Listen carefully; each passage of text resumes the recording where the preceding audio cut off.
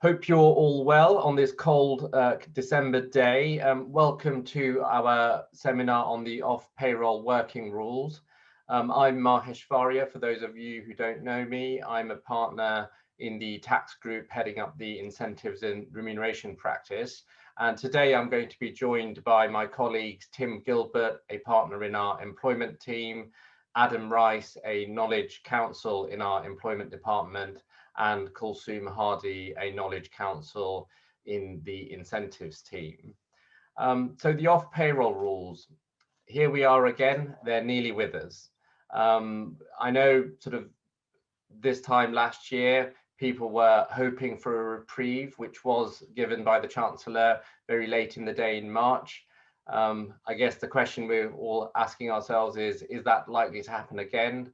Could the off-payroll rules in fact not be introduced at all? I think the chances of either a delay or the rules being scrapped are sort of very small, if not non-existent. And I'm certainly seeing the off-payroll rules impacting the work I'm doing, in that already in transaction processes where consultants are engaged in target companies via personal service companies, we are seeing red flags raised as to the status and future liabilities that off-payroll workers may cause. So they very much will be a reality as of the 6th of April 2021.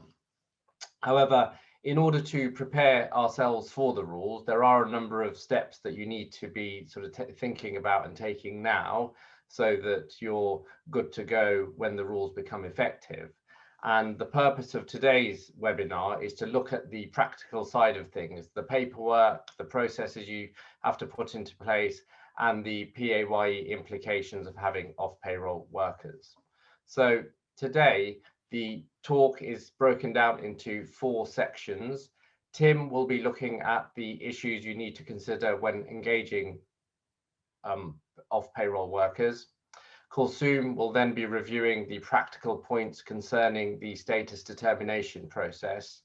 Adam will then move on to the procedures you need to put into place if a worker disagrees with the client's status determination.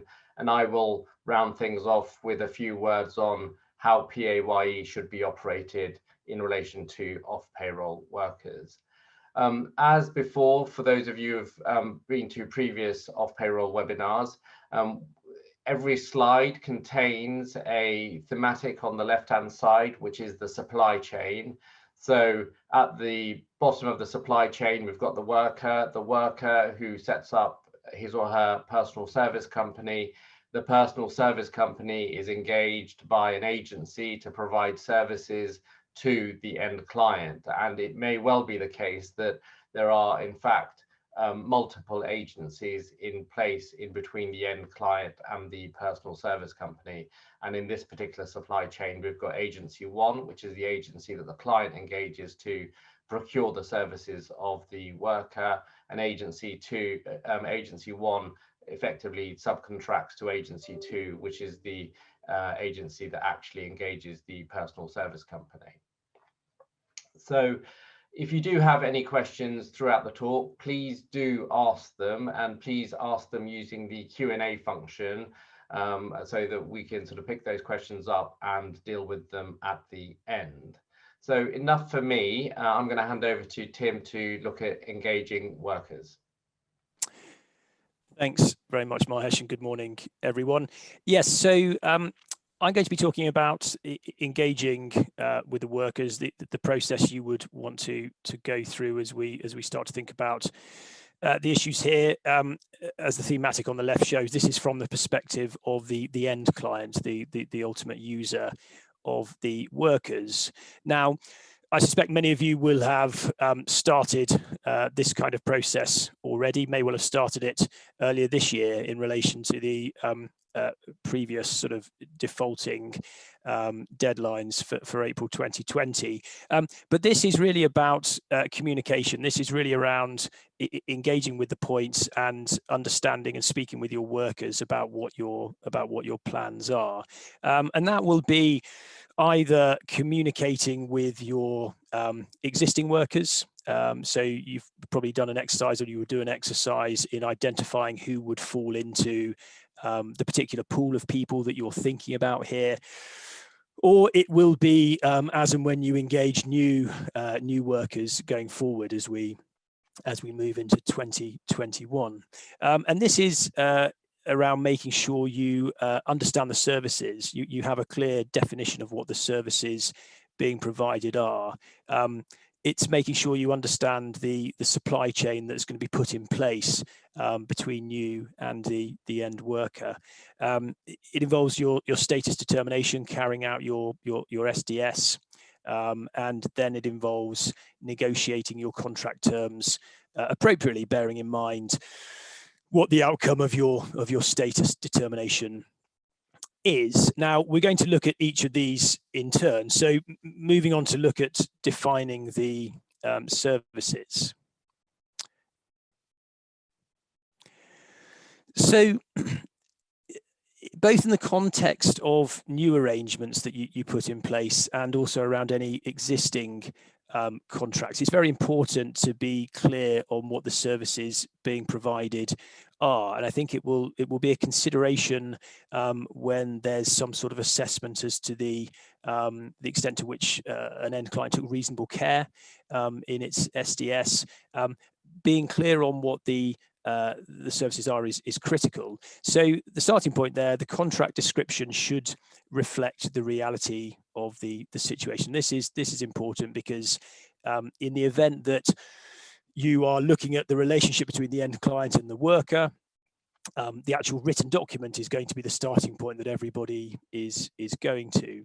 And so you will want to involve the business, go to the operations side of life as well, to make sure that you've got a very correct, accurate description of what is going to be provided under the contract. And similarly, using standard descriptions, you need to be careful with that. It's obviously much better to be specific around the services that are being provided rather than having generic descriptions that get put into every contract. Obviously, that takes time. Obviously, you've got the possibility that over time, the actual services being provided will shift from what was provided under the original contract, but that's about updating the contract. That's about staying live with what the services are. So you need to be clear and strictly defining the services in your documents. Turning to the next slide on the supply chain. So once you understand what your services are, you will want to make sure you are clear on what the supply chain is that's going to be providing these services. There's obviously many possible structures which can exist when you're engaging workers indirectly, but it's important to be clear on what is happening, because that's going to impact your considerations and how you're going to be approaching each different worker. So it will obviously be a separate consideration for each worker you've got. How might you be engaging your workers? Well, you might be contracting directly with the worker in an individual capacity. So you've got a direct engagement. Well, in that situation, you'll be falling outside of the off-payroll rules. But as an aside, you'll probably be considering other issues around employment status. If you've got a direct contract with an individual, the protection that PSCs give you to help conclude that it's not employment status won't be engaged, and you'll have considerations on that front. You may be contracting direct with the PSC, workers PSC. Well, that's relatively straightforward. You know you'll be covered by the off-payroll rules, so that's going to be triggered there. Are you contracting through an agency? Well, if you are, is the agency contracting direct with the PSC? Again, as the thematic on the left shows, in that sort of situation, then you will be covered by the off-payroll rules. Whereas conversely, if the agency is contracting itself with the individual direct, then you won't be coming within the ambit of the off-payroll rules, but in that environment, the worker is going to be an agency worker, and then you'll have your own tax considerations with agency workers in that environment. You may be engaging them through an umbrella company. So if you have an umbrella company where the umbrella company employs the individuals directly, deducts PAYE and NICs, then again, you'll be falling outside of the off-payroll arrangements, unless the umbrella company is involving PSCs beneath, but that would be unusual. Or finally, are you in an outsourcing situation? The government have made it clear that situations which are genuine outsourcing arrangements, where you've gone to a service provider for the provision of particular services, then those would fall outside of the off-payroll rules. You're not focusing on the supply of labour, the particular individuals. You're focusing on the supply of services, and so that will come outside of the off-payroll arrangements. And obviously, that will be a very fact-specific analysis to decide whether you are inside or whether you aren't inside with a service provision. So that's understanding the supply chain.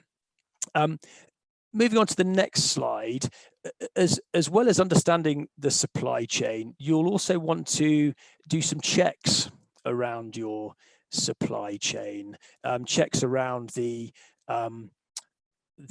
structure, checks around the organizations that are there, checks around their history, their trading history.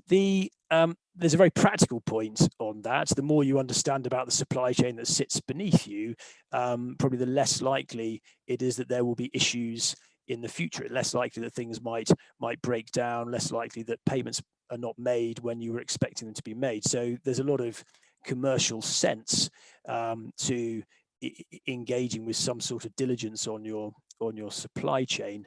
Are there payments to third parties or offshore accounts? Anything that looks unusual? Is this the same agency or umbrella company that's been around before but now operating under a different name? Would that raise a red flag? And is the agency or umbrella company insisting on subcontracting the labour supply itself, so it's not actually providing its own labour? Is it now going a layer down? And so these are the sort of questions that HMRC is saying when you've identified your supply chain that's in place, or the supply chain that's going to be put in place with new arrangements. What sort of questions you should be asking about that, just to do some diligence on it. Okay, moving on to the next slide. And negotiating the contract terms. We've talked about defining the services. We've talked about understanding your supply chain. Kulsum will talk in a moment about doing your status determination. But obviously, once you've done your assessment and you've got an answer, either you think that you are inside the off-payroll rules, or perhaps that you're outside the off-payroll rules, but you still want protection as you go forward, you will need to think about what you're going to do in terms of the documentary arrangements you have in place with your existing providers, and what you might put in place when you're engaging people going forward. And so some of the things that we've been talking with clients about in terms of contracts, if you're engaging with a PSC, so you're engaging direct with the PSC, what sort of things would you need to be thinking about? Well, if you've got an existing arrangement and you decide that you are within the rules, think about, is there going to be a fee adjustment, some sort of grossing up for the existing arrangements, maybe not in full, maybe some sort of commercial discussion around the pricing arrangement to reflect the taxes that are now going to be deducted. Making sure you've got a very good description of the services. I touched on that earlier, but making sure that that's properly reflected in the contractual documents you have.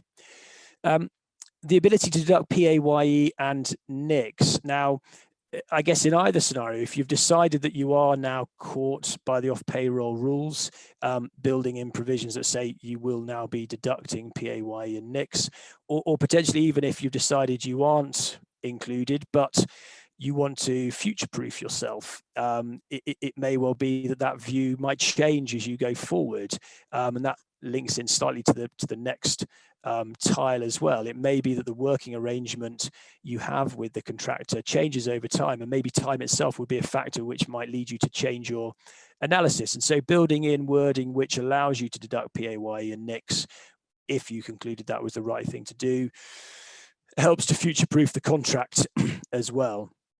And then finally, indemnities. So in the event that you've made a decision that you are outside of the regime, putting in some sort of indemnity protection in the event that HMRC later disagrees with that assessment and in some way comes to you as the end client for or to be made good on the money that it feels it is due. Having indemnity protection is obviously a good thing, but equally, if you're dealing with PSCs, it's then only really as good as the financial viability of the PSC at that point. If you're negotiating with agencies, I think there are some additional considerations as well. Obviously, there's a chain that could sit underneath the agency, and so whether you build into your contract some sort of provision around getting transparency on the supply chain, understanding what the chain looks like, is there going to be subcontracting beneath the agency, and having a commitment around that sort of transparency. Will you build in restrictions on offshore contracting? To the extent that some part of the chain is sitting offshore, it will limit HMRC's ability to recover from that entity, and therefore the fewer entities there are in the chain will increase your prospects as the end client as being the entity to which HMRC could be looking if they felt there was money to be recovered. So restrictions on offshore contracting. Will you put in a contractual commitment on the agency to abide by the SDS itself? So you will make the status determination, you'll be providing the notifications, actually having a contractual commitment on the agency that they will implement it in the way that you have determined. And moving to the next tile, some sort of contractual commitment as well, that they would provide you with evidence that they've abided by your SDS determination, or indeed any other information that you feel might be relevant for you as part of that process. And again, finally, and possibly sort of a more financially viable set of indemnities, but having indemnity protection in the event that you were in any way exposed as the end client to some sort of recovery claim, having indemnity protection in respect to the tax and NICs that will go with that. So that was everything I was going to talk about in terms of engagement and how you will be engaging with your workers as we go forward here. I talked about before negotiating the contract terms, you would be making your status determination. I'll pass on to Kulsum now, who will talk about that.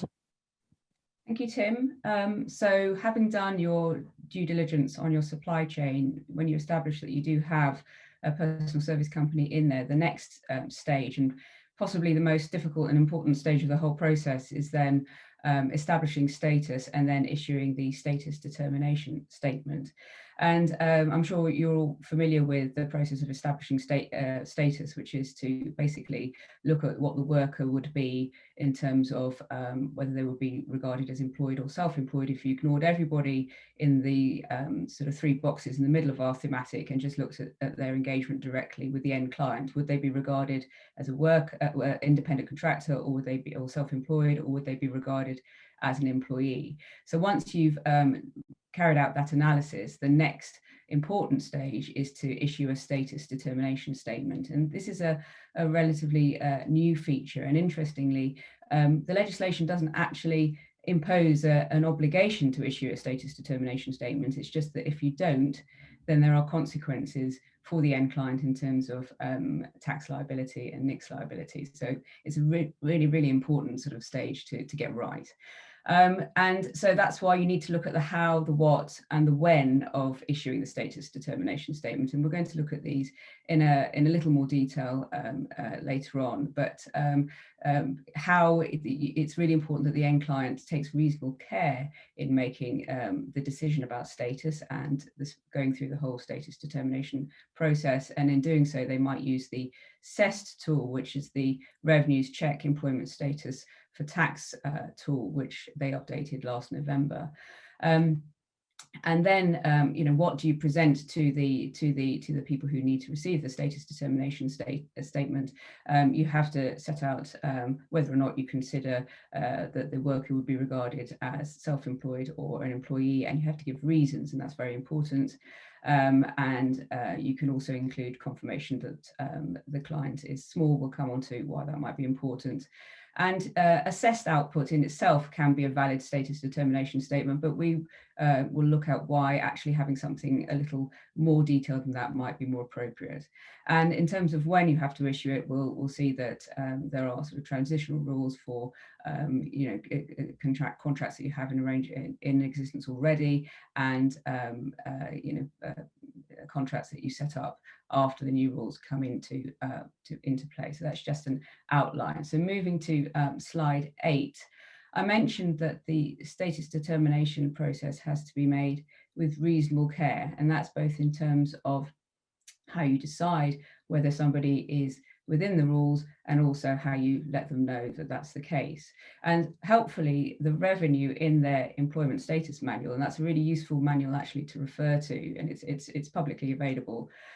They set out examples of what the revenue would consider to be taking reasonable care, and it's all the things listed in slide 8. So for example, it's accurately applying the various tests for determining whether or not somebody would be regarded as a deemed employee or not, keeping a record of the tests that you have applied, accurately completing CEST. If you are using CEST, it's only as good as the information you put into it. You need to make sure that the information you put into CEST correctly reflects the actual state of affairs, and you should really keep a copy of the CEST output if you get one. Reviewing the SDS periodically, that's a really important point. As Tim mentioned, arrangements can change over time. The initial contractual position might in practice actually change as time goes on. So you need to make sure that your SDS continues to be relevant. And if there's a material change in the working practice, so somebody changes the way in which they work, the way in which they're paid, that should be a trigger for reviewing the SDS. And most importantly, all the people involved in the SDS process really have to understand what determinations they're making, how to make the determinations, and how the rules apply. And so it's really important. I'm sure many of you have already got processes and training in place, but it's really important that everybody involved in engaging the worker understands these obligations and is aware of the consequences that they have.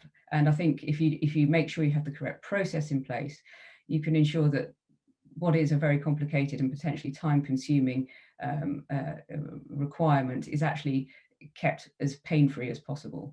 So if we look at slide 9, the revenue are reasonably reasonable in that they understand that if you're a very small company with only a few workers, it can actually be quite onerous to have to go into great depth. Working out somebody's status is a very complicated matter.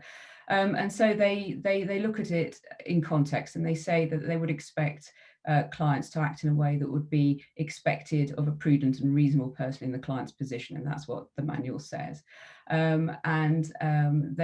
say that the amount of care that you take should be viewed in light of the client's abilities, experiences, and circumstances. So they accept that they would expect a large multinational company with a very complex set of supply chains to have a more in-depth regime for establishing status and putting in place the notifying the status determination statement than they would say of a much smaller business that doesn't have an internal finance function, for example. And they also accept that many clients will have to outsource the decision-making responsibility, so that's fully accepted.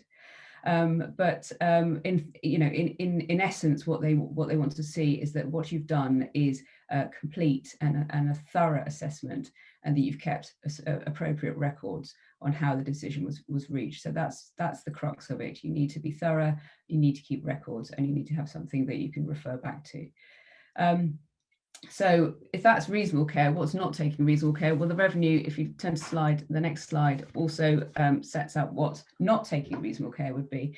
And their view, a blanket assessment. So just saying everybody that we engage through a PSC, will treat them as either within or without the rules. And you might think, well, if you treat everybody as inside the rules, surely it doesn't matter whether or not you make an SDS or not. But that's actually a misconception, because if you do have a long supply chain, if you perhaps even take reasonable care, if you don't take reasonable care, and decide that everybody will be treated as in the rules without even thinking about it, even if that's a correct assessment, because you have not taken reasonable care over making that assessment, you would be regarded as ultimately liable for any PAYE and NICs due.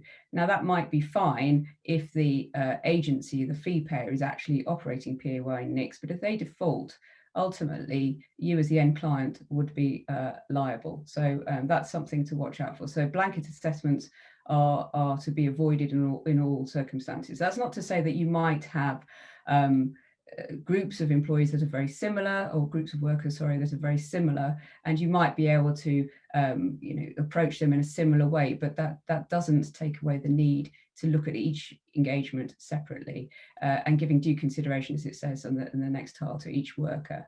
Another example of not taking reasonable care, if you fail to if there's a material change in the circumstances and you fail to reconsider, and that shows how important it is that there's communication between the line manager, who might be actually seeing how this worker operates on a day-to-day basis, and perhaps the person who carried out the initial SDS process in the first place. There needs to be good communication between the two, so you can make sure that if there is any material change, that this gets communicated and the consequences are thought about. And so that sort of communication should be part and parcel of the whole training and support for those who are going to be given this very important function within your team. Inputting incorrect information into CEST, it goes without saying that that's not taking reasonable care. The revenue will stand by CEST outputs, but only to the extent that obviously you've put the right information in. And I suppose it's also important to review the CEST arrangement, because just because you get a CEST output that says one thing, if you reviewing it properly think, actually, I don't think that actually reflects the reality, then you can't rely on CEST. You have to look at it in terms of what you think the proper position should be. And again, on a similar basis, if you decide that this is all far too onerous for you, and you subcontract out that process of establishing status, again, you need to review that. You can't just say they've said they're within inside the rules or outside the rules. That's the end of it. You're the ones with the close contact with the worker. You're the ones who know the background, so you need to ensure that that sounds about right within your experience. So that's really important. So those are all examples of what not taking reasonable care would be. So if we go to slide 11. So now we're looking at what you have to issue a status determination statement, and the revenue is surprisingly unhelpful about this, but there is no prescribed format. There's no sort of pro forma letter. We would suggest you do send a letter, and we do have a pro forma that we will add to the follow-up email to this. The nature of what you communicate is prescribed to a certain extent. The statement has to include a statement as to whether, if you were engaged, if the worker was engaged directly by the end client, would they be regarded as an employee or a independent contractor, or would they not be regarded as being an employee or an independent contractor? So it's a misconception that you only issue an SDS if you think somebody is within the rules. You have to issue an SDS regardless of whether they are inside or outside the rules, and you have to state whether they are inside or outside the rules. And more importantly, or as importantly, you have to give the reasons, and the reasons need to be sufficiently detailed for the person who's received it, the worker or ultimately the fee payer, to be able to consider it and potentially challenge it under the status disagreement process that Adam's going to be talking about. You can attach assessed output as part of that, but we would normally suggest that you put all the reasons in the letter itself. And another thing that you ought to think about is including confirmation that you are within the rules because you're not a small company. You might remember that small companies don't have to operate the new off-payroll rules. But if a PSE or a worker receives a payment gross, then or an agency receives a payment gross, they are entitled to ask the client whether or not the reason for receiving the payment gross is because the end client is small. Now, to prevent that from you having to deal with that extra bit of admin, we would suggest that you provide that confirmation in the status determination letter that you send. It's the other things that you might want to include in the letter are the clearly identify the parties that are all concerned and the date on which the status is made. So status determination is made. So all that sort of information should be within that letter, and it would be prudent also to alert the recipient to the fact that there is this disagreement process if they want to challenge your analysis. Slide 12, please, Mahesh. So slide 12 is when do you have to issue the status determination statement? And as I said in relation to my first slide, you should issue it before the first payment is made under the contract, or if you've got an existing contract, then before the first payment after the new rules come in on the 6th of April 2021. And the revenue has confirmed that if you have made an SDS before the new rules come into place, that can still be valid going forward as long as it meets all the requirements of the legislation. But I would suggest that if it's been nearly a year since you last made that SDS, that you do revisit it just to make sure that you think what you've decided still remains valid. You can change your mind actually, and the revenue have said that you won't be prejudiced if you suddenly look at the status determination you made a year ago and you think, actually, I don't think that's right. They have issued a compliance statement saying they won't hold that against you, so they won't look into previous statements if you've changed it for the current tax year. If you've changed your mind, they won't say use that to challenge the new status determination that you've made, as long as there's no suggestion of any sort of fraud. And as the thematic on the left shows, the way in which the status determination statement is issued is that it goes to the end client issues it to the worker, and the end client issues it to the agency.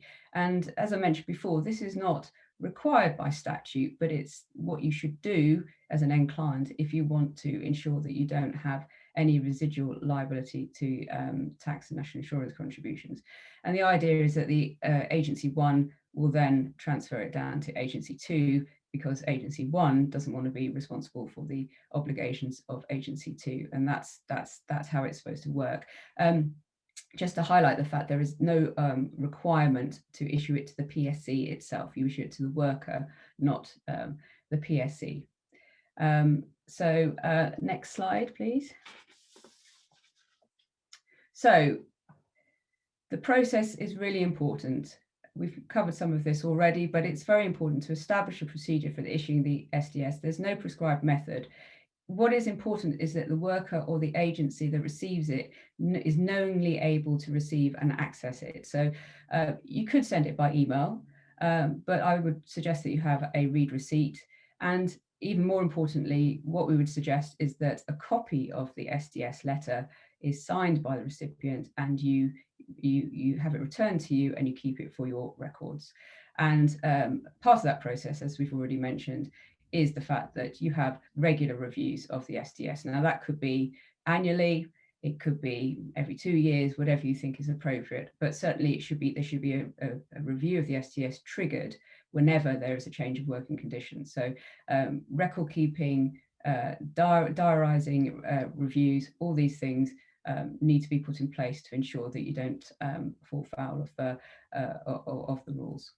So my final slide is just looking at slide 14, is just looking at what happens if you get the status determination wrong. So you either fail to issue one in the first place, or you fail to take reasonable care. Well, as you can see from the seesaw there, the end client becomes responsible for the apprenticeship levy, NICs and tax. So that is a situation you do not want to be.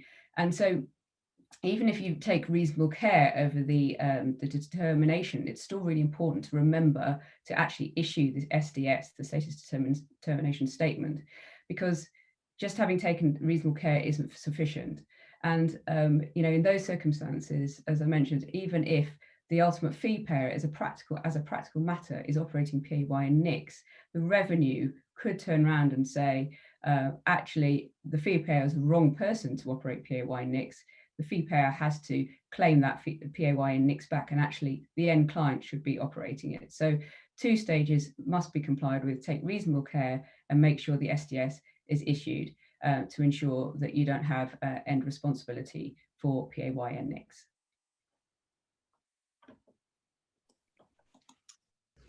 Okay, thanks very much, Kalsoom. We wanted to come now to talk about the status disagreement process that Kalsoom mentioned. So what happens if somebody disagrees with the conclusion that you've reached in your status determination statement? Well, as the end client, the rules require you to have a disagreement process. So it's a bit like an appeals process that allows the worker or the fee payer to challenge your conclusion. So under the off-payroll rules, the process can be invoked by the worker themselves or the fee payer. So it's only those 2 below the client highlighted in teal on the thematic there that can actually invoke the status disagreement process. As a bare minimum, you'll need to consider any representations which are put forward by either the worker or the fee payer. And those representations can be made verbally or in writing. So the real watch out there, I suppose, is for challenges which are made orally. You need to make sure managers, people dealing with the workers are aware that might need to trigger the status disagreement process. The other key minimum requirement is that you consider those representations and then respond within 45 days. So there's a 45-day deadline from the time you've received the representations from the worker or the fee payer. And in your response, you'll essentially be saying one of 2 things. You'll either be saying, we've taken into consideration what you've said, but we think our original conclusion was correct. So we're standing by our original status determination statement. And if you do that, you'll need to provide reasons, and those reasons will need to address the particular points raised by the worker or the fee payer. Or on the other hand, you might say, okay, yeah, fair enough, we've taken on board the comments you've made, and we think our original conclusion was wrong, in which case you'll have to issue a fresh status determination statement. And that new status determination statement needs to do 2 things. It will need to state the date from which the new status determination statement applies. And it will also need to confirm that the original status determination statement is withdrawn. So those are the sort of bare minimum requirements, but what does that mean in practice? Well, there's a few pointers on the next slide. As a very first step, we're encouraging clients to have some sort of status disagreement policy or protocol which sets out the process that you as an organization are going to follow where you get a challenge of this nature. And there are a couple of reasons for this. Firstly, as I said, managers dealing with workers need to be aware that representations which are made orally might need to trigger the status disagreement process. So people need to be aware of that. But more importantly, I think you would want to, in your protocol, encourage any workers or fee payers who have a disagreement with the status determination to put those challenges in writing, because you want to be very clear about what their concerns are, so you know what you're looking at in your review. And also it makes sense to have a single point of contact or a clear point of contact for workers and fee payers to address their concerns to, so they know who to go to. Once you've got your challenge or your appeal, I think the next step is there ought to be a sort of initial review of the challenge, just to decide the sort of scope of what's being raised and who within the organisation should deal with it. So that's a bit like a sort of sifting process. It's up to you as an organisation to decide who deals with the appeal, the challenge, but it ought to be somebody who's independent of the process, so someone who wasn't involved in the original status determination statement. And also, of course, it needs to be somebody who's familiar with the rules and familiar with what needs to happen under the appeals process. Then, of course, step 3 is you hand it over to the relevant manager or whoever's dealing with the status disagreement for a detailed assessment. And again, they are likely to need to speak to the business or the line manager who deals with the worker providing the services to understand the scope of the services and how the arrangements work in practice.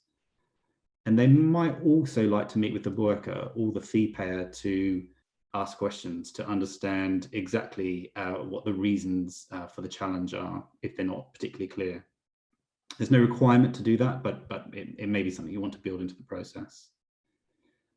And then finally, of course, they might want to seek external advice on coming up with their conclusion. Now, the response, of course, has to be in writing. And as I said, it's either going to confirm that your original STS stands, your original status determination statement stands, or it's going to say that the original statement was wrong, in which case you have to issue a fresh status determination statement. And so I think it helps, again, to have template documents where you're providing your reasons on an appeals process, or you're providing your fresh status determination.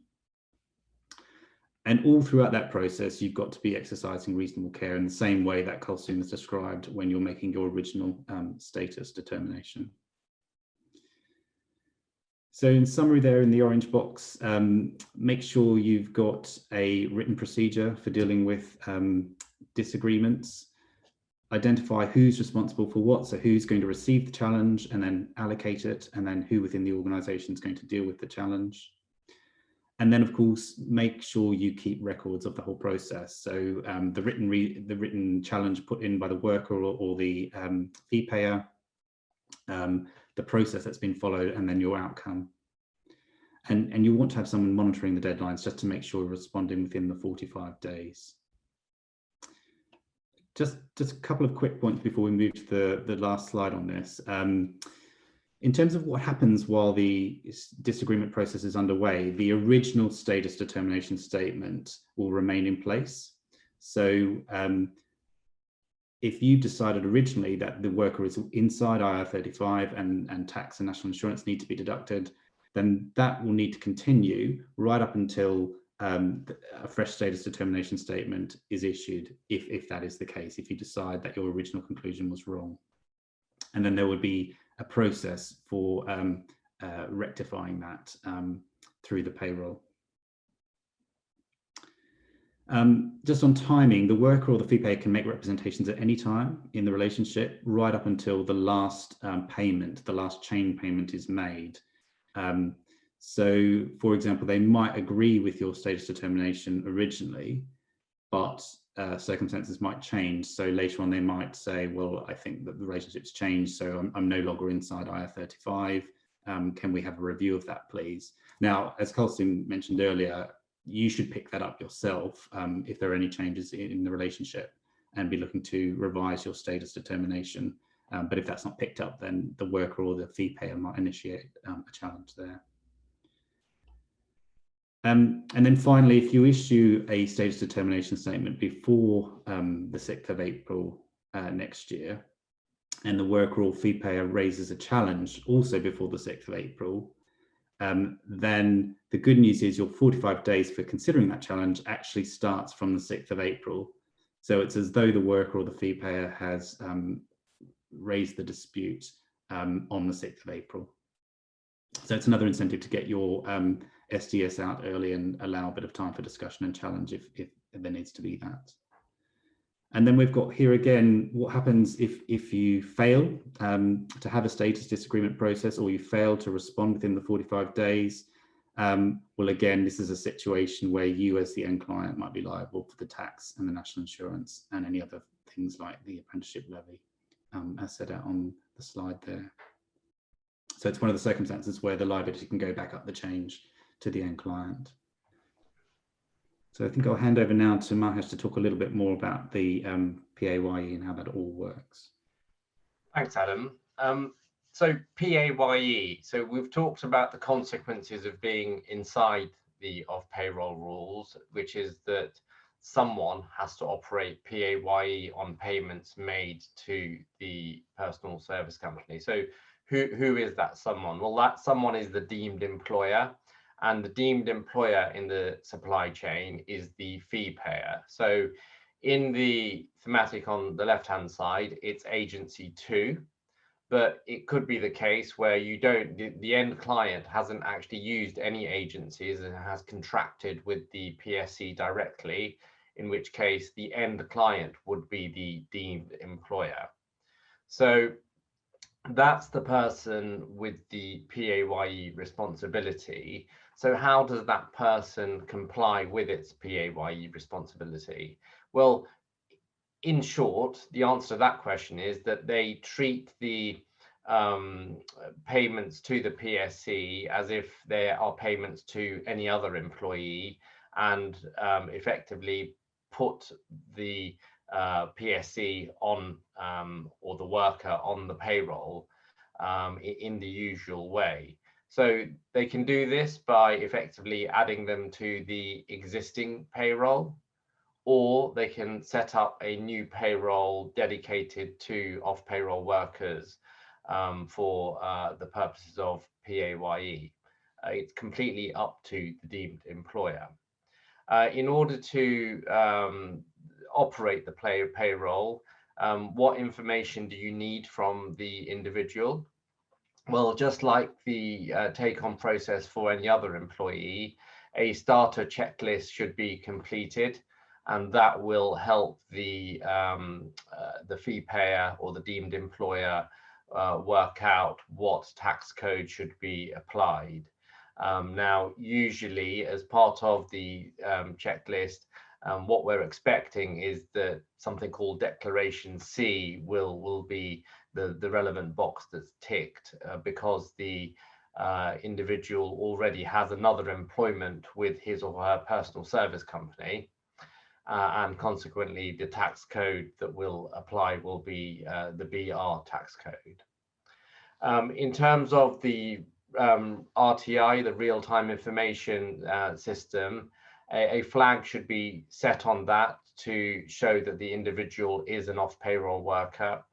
Now, I'm not familiar with payroll systems, but I assume that that's a facility provided for within payroll systems in compliance with RTI.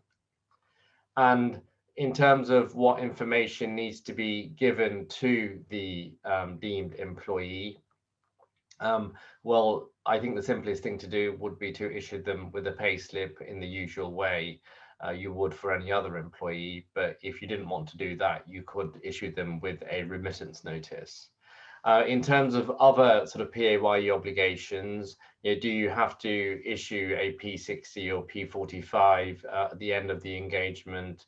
The answer is you can do. And again, to keep things simple, I would recommend that you simply treat an off-payroll worker in the same way as any other employee from a PAYE compliance process, and effectively issue them with the same documentations in the same way that you would for a regular employee.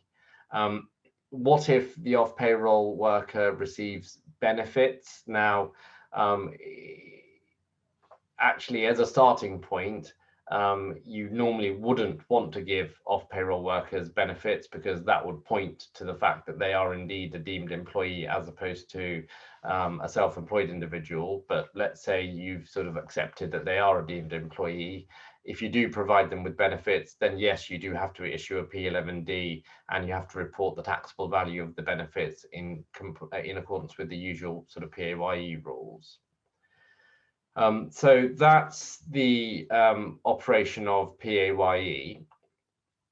What happens if the fee payer, who's got the obligation to pay the PAYE to HMRC, has failed to comply with its obligations?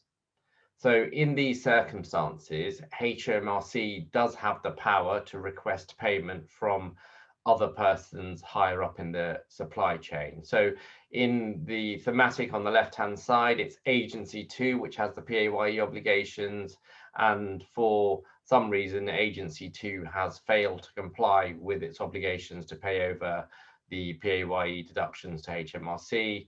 So in that situation, HMRC can, in the first instance, look to agency 1 for the PAYE that agency 2 should have paid. And if agency 1 fails to pay over the PAYE, then it can, in the second instance, look to the end client to recover the PAYE. Importantly, in both cases, HMRC cannot look at the directors or officers of agency 1 or the end client in terms of recouping any PAYE. So there's no sort of personal individual liability for directors. There is only corporate liability for the entity that is agency 1 or the end client. Now, the circumstances in which HMRC will apply its ability to recover PAYE, which otherwise should have been accounted for by the fee payer, agency 2 in this example, are ones where there's no realistic prospect of recovering the PAYE debt from the agency 2 within a reasonable period. Now, what HMRC say in their guidance is that if agency 2 has not paid over the PAYE because of a genuine business failure, then they will not apply the recovery rules, and they will effectively accept that that's just lost PAYE to the Exchequer. And they give an example of what is a genuine business failure. So if agency 2, for example, is reliant on a very big contract in order to sort of stay afloat, and it loses that contract and doesn't receive payments under it, which means that it goes under, then that would be an example of genuine business failure, and therefore the HMRC would accept that it simply lost out on PAYE that agency 2 should have paid under its obligations under the off-payroll rules. In contrast, HMRC do give in their guidance examples of where they will use this power. So if the supply chain includes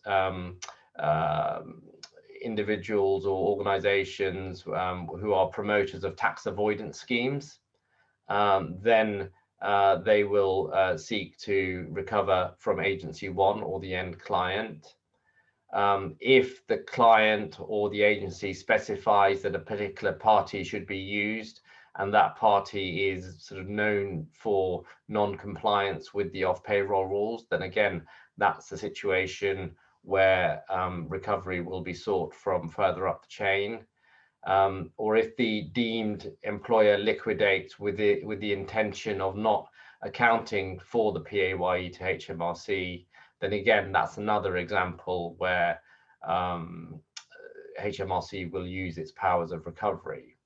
So in essence, if the end client has entered into a supply chain where it hasn't done the due diligence on the agencies that it contracts with, and indeed any subcontracting agencies, i.e. that they are sort of fit for purpose, legitimate businesses that will know what they need to do and that will do the right thing, then there will be a risk of potential residual liability on the end client. So it goes back to the point that sort of Tim made at the start of the talk, which is you've got to understand your supply chain, you've got to understand the nature of the actors that you're dealing with, and ensuring that they're all sort of legitimate, onshore, and completely sort of aware of their obligations. And as I think, as well as knowing who you're dealing with, I think it's a good idea to regularly check that they are actually doing what they're supposed to do, because obviously what you don't want to happen is a situation where PAYE isn't paid over to HMRC, and then you have to worry about potential action that HMRC may sort of bring against you as the end client. So in terms of recovering from other persons, there is a process that HMRC need to go through in order to recover from agency one in the first instance and then the end client in the second instance. And they have to issue a recovery notice within 30 days of a particular type of PAYE notice being issued under the PAYE regulations. And that notice has got to include various information sort of specific about the failure. And in the first instance, as I said, the recovery notice would be issued to agency one if agency two defaulted. And then if agency one also sort of defaulted, then HMRC can issue the notice to the end client as the sort of ultimate sort of go-to person to recover the PAYE. And in both cases, agency one and the end client do have the ability to appeal against the recovery notice. And there are obviously sort of time periods and a process that needs to be gone through in order for those appeals to be sort of dealt with. But I think the moral of the story is that you really don't want to end up in this scenario, and you can avoid ending up in being in this scenario if you've actually done the work at the start and ensured that you're dealing with legitimate sort of players in this sort of sector. So that's all we had to cover in today's talk, and that takes us nicely to the end of today's webinar. So thank you everyone for attending today, and thanks to Tim, Adam and Kulsum for their contributions.